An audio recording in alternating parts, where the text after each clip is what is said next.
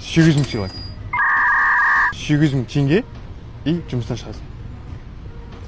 Ойлан, енді ойланасың. 2008-дің жігіттеріне 800 мың теңге пайда нормально болды. 800 мың. Ақша бір қараш. Былайда айдап тастаймын ше мен 800 мың ше. Қалай? Енді алда 2,5-3 ай бар сәл. Істеп тастаймын ғой өзім. Одан көбін 2 есе 3 есе тауып тастаймын да. Давай, битек онда. Кингсман атынан саған миллион теңге берем и жұмыстан шығасың. 11, 12, 13, 14. Миллион теңге, достар, ойлаңдаршы өзіңе. Пайда жағдайын жасап тастайсың ғой миллион теңгеге.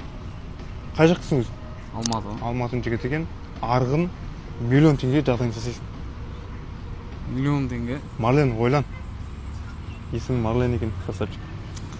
Миллион теңге пайда мықты сумма негізі. Ұстап көресің ба миллион теңге? Көрейік та. Достар, миллион теңгеге Марлен жұмыстан шығып кете керек.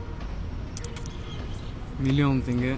Ба мен Кингсман атынан пайда істеп тастаймын ше. И так уже істеген 500 мың істеп тастадым мен уже. Әлі алдымда 3 ай бар мен.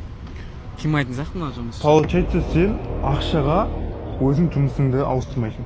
Ауыстырмаймын пайда миллион. Миллион теңгеге.